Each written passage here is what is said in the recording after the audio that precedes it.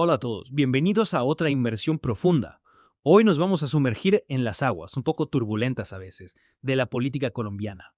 Y específicamente, vamos a estar analizando algunas de las estrategias que está utilizando la oposición de la derecha colombiana para las elecciones presidenciales que se vienen en el 2026. Exactamente. Y es que, bueno, digamos, un video reciente de Germán Vargas Lleras ha causado un revuelo, ¿no? En este video se puede ver que hay una posible estrategia unificada entre la derecha para derrotar al progresismo. Y bueno, progresismo, recordemos, es un término que se usa para referirse a esta coalición de movimientos de izquierda y centroizquierda, que buscan cambios sociales y económicos, digamos, profundos en Colombia. Sí, este video de Vargas Lleras ha sido como una bomba, ¿no? En el panorama político. Y me llama mucho la atención cómo él hace un llamado a la unidad de todas las fuerzas de oposición, sin importar los partidos políticos a los que pertenezcan o incluso las diferencias que hayan tenido en el pasado. Parece que el objetivo de sacar al progresismo del poder, pues hace que se olviden de cualquier otra diferencia. ¿No te parece un poco desesperado? Es una jugada, digamos, arriesgada, ¿no? Vargas Lleras sabe perfectamente que una posición dividida, pues solo le beneficia al gobierno actual, y su insistencia en un candidato único y fuerte, pues revela un temor, ¿no? A que la izquierda se consolide en el poder.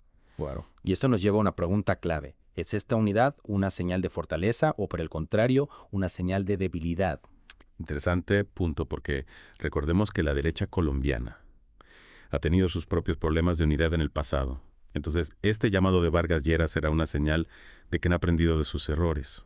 O simplemente es una reacción visceral ante la creciente popularidad del progresismo. Lo que a mí me parece más intrigante es la conexión con declaraciones que hizo Andrés Pastrana antes. Recordemos que antes de las elecciones locales del 2023, Pastrana ya hablaba de la importancia de ganar ciudades clave para debilitar al gobierno actual. Entonces la pregunta es, ¿será que ya desde ese entonces se estaba, digamos, cocinando esta estrategia de unidad para las presidenciales del 2026? Es como si estuvieran jugando una partida de ajedrez. Exactamente. Y eso nos lleva a analizar si estamos ante una simple coincidencia o si realmente hay una estrategia coordinada de parte de la derecha.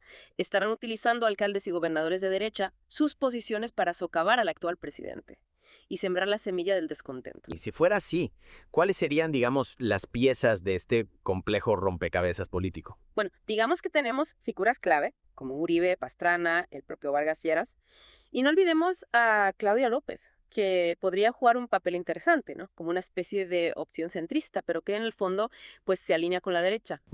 Se está configurando un escenario bastante interesante. Sí. Y no podemos subestimar el poder de estas figuras, ¿no? Por supuesto que no.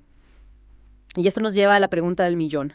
¿Qué tan probable es que esta estrategia tenga éxito? ¿Lograrán convencer al electorado colombiano que en las últimas elecciones optó por un cambio? ¿De que es hora de volver al pasado? Esa es la gran pregunta. Y para responderla, creo que es crucial analizar las estrategias que la derecha está utilizando en este momento. No se trata solo de nombres y alianzas, sino de tácticas concretas. ¿Qué ejemplos concretos vemos en las fuentes que sugieren una estrategia deliberada? Claro, hay varios ejemplos que saltan a la vista. Por un lado tenemos algunos alcaldes, ¿no?, que culpan al presidente de problemas nacionales, evitando así su propia responsabilidad.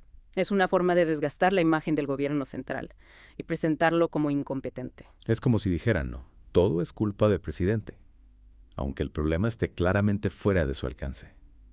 ¿Y qué me dices de la resistencia de Fico a proporcionar terrenos para los programas sociales del presidente? Exacto, ese es otro ejemplo clarísimo. Fico, recordemos, es un personaje clave en la derecha colombiana y se opone a una iniciativa que en teoría pues beneficiaría a la población. ¿Por qué?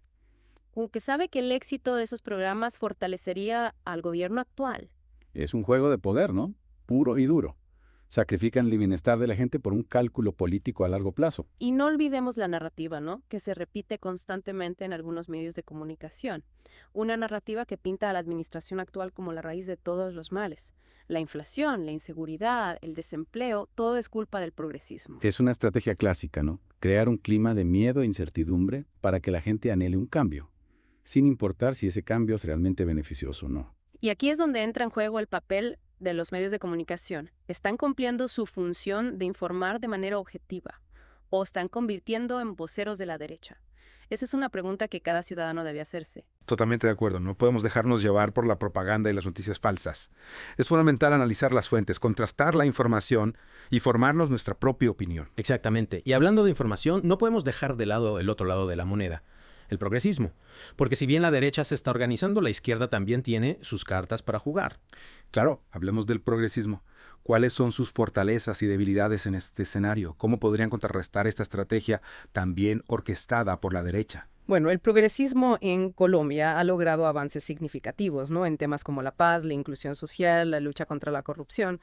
Sin embargo, también enfrenta desafíos importantes como la desigualdad económica, la violencia en algunas regiones del país.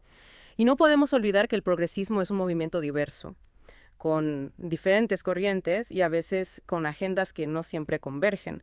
¿Cómo crees que esto podría afectar su capacidad de respuesta ante la amenaza de una derecha unificada? Es un punto importante. La unidad es fundamental para cualquier fuerza política que aspira a mantenerse en el poder.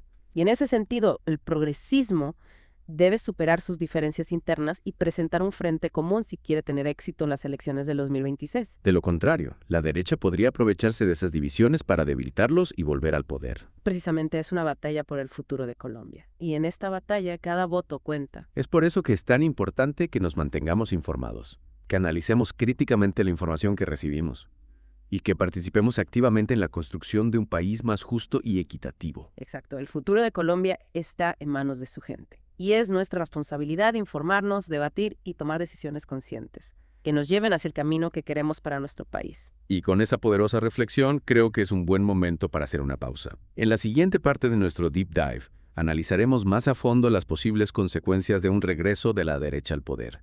¿Qué significaría para la economía, la política exterior y la vida cotidiana de los colombianos? No te lo pierdas. Y bueno, retomando nuestra conversación, la pregunta que nos ronda es, ¿qué pasaría si la derecha recupera el poder en el 2026?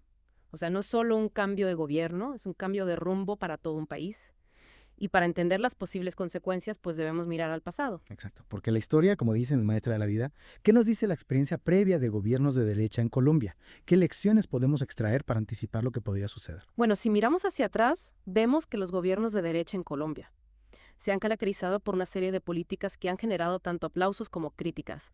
Por un lado, suelen priorizar la seguridad y el orden, a veces a expensas de las libertades individuales. Es decir, mano dura contra la delincuencia, pero con el riesgo de que se vulneren derechos humanos.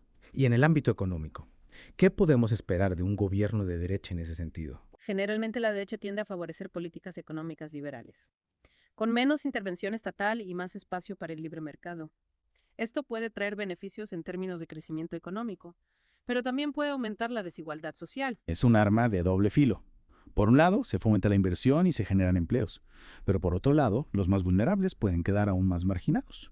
Y en cuanto a la política exterior, ¿qué postura suelen adoptar los gobiernos de derecha en Colombia? Históricamente, la derecha colombiana se ha alineado con los intereses de Estados Unidos, manteniendo una postura cercana a Washington en temas internacionales.